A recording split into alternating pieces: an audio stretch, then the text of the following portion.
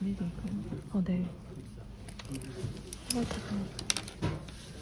그러면은 이게 12월 1일로 되는데 제가 12월 말까지 운영을 하거든요. 그래도 문제가 없는 거예요? 선생님이 정하신 것도 들린다는 뜻이 폐업 예정 신고를 하면 된다고.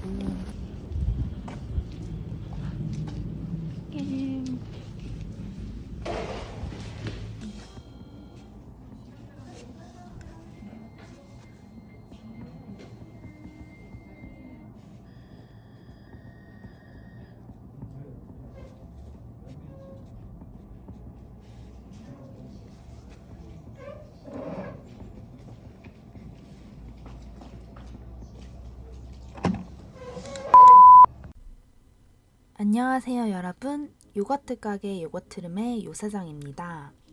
저의 첫 번째 영상인 요거트 가게 사장의 하루라는 브이로그를 올린 지가 엊그제 같은데 벌써 가게가 문을 닫게 되어 폐업 브이로그를 올리게 되었습니다. 참 기분이 묘하네요. 저는 2021년 2월부터 2022년 12월까지 약 2년간 그릭 요거트 가게인 요거트룸을 운영했고 10평 남짓한 작은 가게이지만 굉장히 성공적으로 운영을 했다고 생각합니다.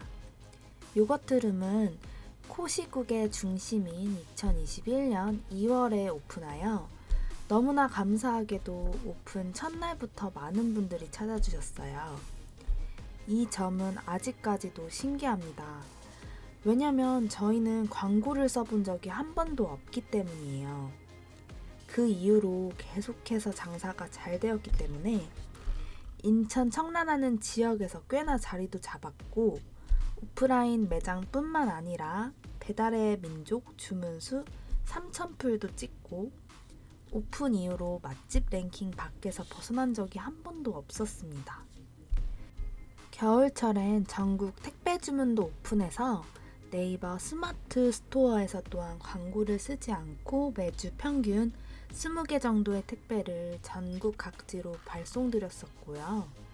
오프라인 매장은 인천 청라라는 지역에 국한되지 않고 청라뿐 아니라 다른 지역에서까지 찾아오시는 맛있는 요거트를 파는 사랑받는 가게였습니다. 그런데 왜 이런 가게를 폐업을 하게 되었을까? 가장 많이들 궁금해하시는 폐업의 이유, 요거트룸의 폐업 사유를 전격 해부해 보겠습니다. 분명 영상으로 보나 소문으로 듣나 또는 직접 와보신 분들은 장사가 잘 되는데 왜 이렇게 일찍 폐업을 하게 되었나 궁금해 하실 거예요. 폐업의 이유에는 정말이지 여러 가지가 있습니다. 그리고 이 폐업의 이유는 모든 가게에 일반화할 순 없어요. 그 점은 유의하시고 시청해주시면 감사하겠습니다.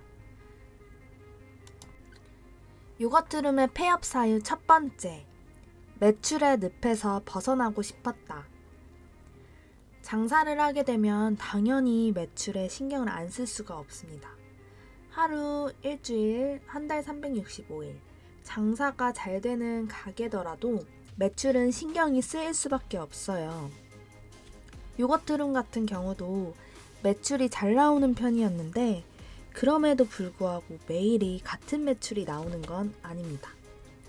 어느 날 갑자기 매출이 저조한 날이 생겨요. 그럼 사장인 저는 점점 불안하고 5분에 한 번씩 손님이 오지도 않는데 매출표를 들여다보기 시작합니다.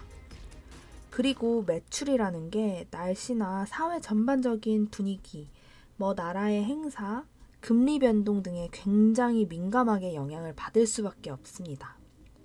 물론 장사가 너무나 잘 돼서 결국 총 매출이 높아지면 괜찮아요. 하루 정도야 좀 망할 수 있지. 그런데 미래는 아무도 모르는 거잖아요. 갑자기 무슨 일이 생겨서 장사가 안 될지 어떻게 알아. 결국에는 이런 매출에 일일비 하게 되면서 가게에 출근하지 않아도 가게에서 노동을 하지 않는 휴문날에도 사장인 저는 스트레스를 받게 됩니다. 결국 집에서조차 가게 생각을 하게 되고 어떻게 하면 매출을 유지할 수 있을까? 또는 매출을 올릴 수 있는 아이템은 무엇이 있을까? 어떤 신메뉴를 개발해야 할까? 영업시간을 늘려야 할까? 줄여야 할까? 그냥 가게 생각에 뇌가 지배됩니다. 정말 거짓말 안 치고 가게를 운영하는 2년 동안 가게 생각을 안 한 적이 단 1초도 없었어요. 저는 이 매출의 늪에서 잠시라도 벗어나는 게 소원이었습니다. 요거트룸의 폐업 사유 두 번째, 손이 너무 많이 가는 제품 그릭 요거트. 자영업을 시작하면서 정말 안 힘든 업종은 없다고 생각을 했어요. 특히 요식업은 한 접시에 맛있는 음식이 나오기까지 생각보다 정말 오래 걸리는구나. 사장님들이 정말 많은 고민을 하셨겠구나. 우리가 안 보이는 주방에서 정말이지 고생을 하고 계셨구나. 많이 배우고 생각하게 되는 나날들의 연속이었습니다. 그런데 이 그릭 요거트, 손이 정말 많이 갑니다.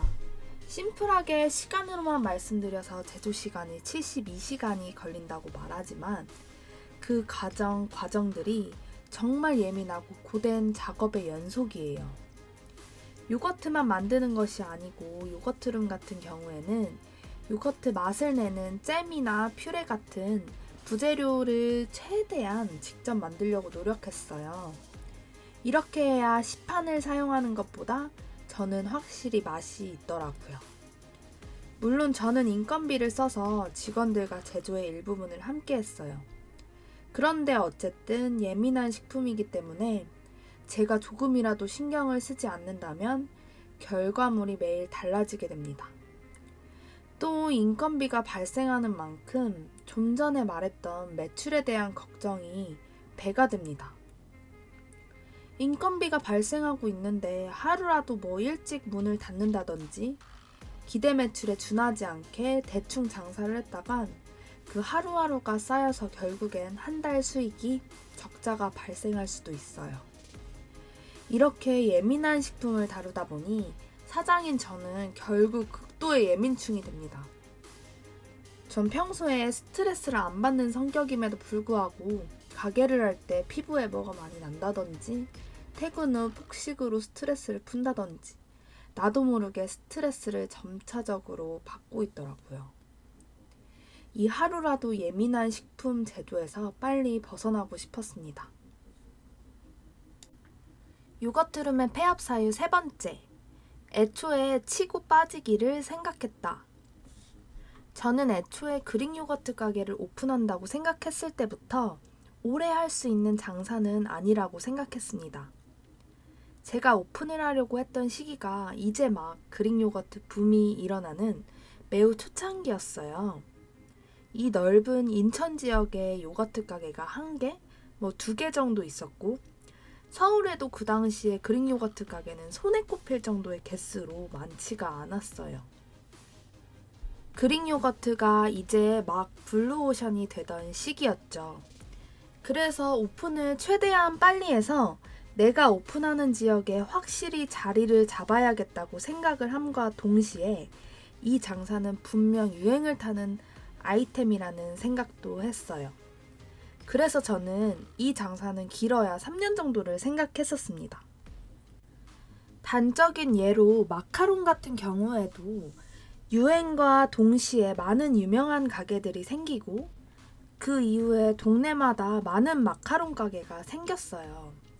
그리고 지금은 그 유행이 어쨌든 이전보다 덜해졌죠.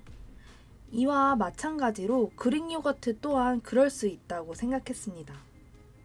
그리고 마카롱 같은 트렌디한 디저트 테크를 탄다는 보장 또한 없었기 때문에, 즉 그 당시에는 내가 유행템을 잘못 짚어서 망할 수도 있다고 생각했기 때문에 섣불리 큰 투자조차 할 수 없었어요. 그래서 정말 최소한의 자본으로 빠르게 박차를 가하여 가게를 오픈했습니다. 물론 이렇게 생각을 하긴 했지만 운영을 하는 동안엔 그 누구보다 열심히 요거트 맛을 찾는 데 집중하였고 수제 그릭 요거트 제조와 마케팅, 신메뉴 개발 어느 하나 빠질 것 없이 힘을 쏟았지만 마음 한구석에는 항상 언제 이 아이템이 시들해질까 같은 걱정에 사로잡혀 있었습니다. 그래서 가게가 정말 잘 되고 있을 때 프랜차이즈화 또는 공장화까지 생각했으나 손이 너무 많이 가는 요거트의 특성상 공장화가 되지 않는 한 대중적인 프랜차이즈화가 될 수 없다고 결론을 지었고, 공장화 또한 트렌디한 유행템을 공장화까지 하는 거는 조금 도박이란 생각을 했습니다. 그래서 저는 운영하는 동안에 작은 가게에서만이라도 계속 최고 매출을 찍어보자. 이 작은 가게에서만이라도 누구보다 맛있는 나만의 요거트를 만들어보자 생각했고, 정말 감사하게도 그렇게 한 만큼 고객님들이 크게 반응해 주셔서 요거트룸은 가게를 운영하는 내내 흑자를 볼 수 있었어요. 그렇지만 저는 끝을 보고 한 장사였기 때문에 폐업을 남들보다는 쉽게 결정할 수 있었습니다. 요거트룸의 폐업 사유 마지막 4번째, 치솟는 재료비. 가장 결정적인 폐업의 사유라고 할 수 있습니다. 아시다시피 지금은 굉장한 경기 침체 시기입니다. 2022년 기준 치솟는 물가 상승으로 소비자 물가 상승 지수가 IMF 이후 24년 만에 최고를 기록했다고 합니다. 자영업자였던 저 요 사장은 이 물가 상승이라는 것을 뼈저리게 정말 몸소 체험할 수 있었어요. 제가 주로 사용하는 우유, 이 우유 같은 경우는 가게 2년을 운영하는 동안 몇 번이나 크게 가격이 상승했었습니다. 한 팩에 200원이 상승한다 쳐도 하루 최대 100팩의 우유를 사용하는 저희 가게는 우유값이 오를 때마다 하루에 2만원, 한 달이면 약 60만원의 재료비가 상승하였고, 우유만 가격이 계속해서 오른 것이 아니고 꿀, 시리얼, 곡물, 크루통, 딸기, 토마토, 블루베리, 정말 사용하는 모든 재료들이 최대 100% 가격 인상이 있는 재료도 있었어요. 재료 가격은 한 번에 상승하는 것도 있지만 대부분 점점 점진적으로 올라서 그냥 계속해서 힘든 나날들이었습니다. 재료비가 계속해서 상승하니 매출이 올라도 순수익은 오히려 더 떨어질 때도 있었어요. 하지만 그만큼 그릭 요거트 판매 가격을 또 올리면 되지 않느냐 하실지 모르지만, 이미 손이 많이 가는 수제 그릭 요거트 특성상 소비자가 느끼기에 조금 비싼 감이 있는 음식으로 가격을 계속해서 확확 올릴 수도 없었습니다. 지금 같은 시기에는 저희 가게뿐만 아니라 모든 요식업 자영업자분들이 느끼셨을 거예요. 재료비가 너무 많이 오른다. 재료값이 너무 드니까 순수익이 점점 줄어든다. 2022년에는 점점 힘들어지는 하루하루를 보냈었습니다.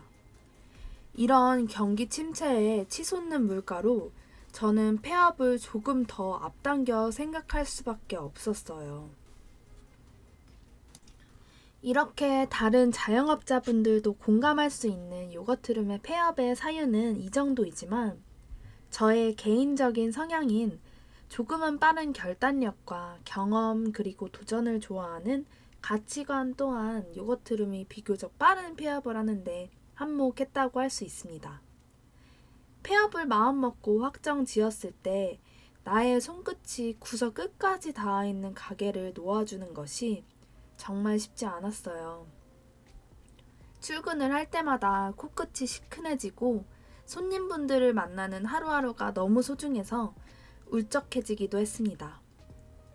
또 한편으로 장사꾼 마인드로 매달 흑자가 나는 잘 되는 가게를 놓아준다는 것이 정말 힘든 일이더라고요.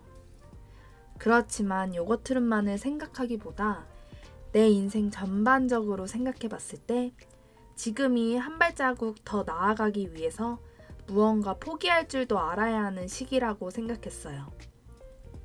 즉, 내 인생에서 선택과 집중이 필요한 시점이라 생각했습니다. 이제 그릭 요거트 매일같이 못 먹으면 어쩌나 싶었는데 또 그만두고 나니까 지금은 오히려 더 괜찮아요. 그동안 못 배웠던 부모님도 만나 뵙고 평소에 하고 싶었던 운동도 하고 그리고 아무 생각 없이 멍 때리기도 하면서 푹 쉬고 있는데 너무너무 좋네요. 인간한테 더 좋은 건 금융치료보다는 이런 무소유를 통한 정신의 치료가 더 중요하다고 절실히 느껴지는 하루하루입니다. 다음번에 하게 될 일도 천천히 계획 중이지만 지금 이 순간을 즐기며 더 좋은 소식이 있기 전까진 말을 아껴보려 합니다. 그때까지 폐업한 자영업자의 자유를 만끽하는 브이로그로도 담아보려 해요. 이 순간은 다시는 돌아오지 않으니까 기록을 남겨두는 것도 유튜브의 순기능이라 생각합니다. 그동안 요거트룸을 사랑해주신 많은 청라 주민 여러분, 그리고 전국 각지에서 택배 주문해주신 분들, 멀리서도 요거트룸을 찾아 귀한 발걸음으로 큰 사랑을 주신 많은 고객 여러분께 고개 숙여 감사의 말씀 드리고 싶습니다. 저도 폐업의 이유를 나열하며 한참을 힘들다곤 했지만 맛있는 요거트를 만들기 위해 신선한 재료들을 가지고 하루하루 고민하던 순간들은 그 자체만으로 정말 행복한 나날들이었습니다. 맛있게 드셔주시는 여러분들이 있어서 더없이 즐거웠고요.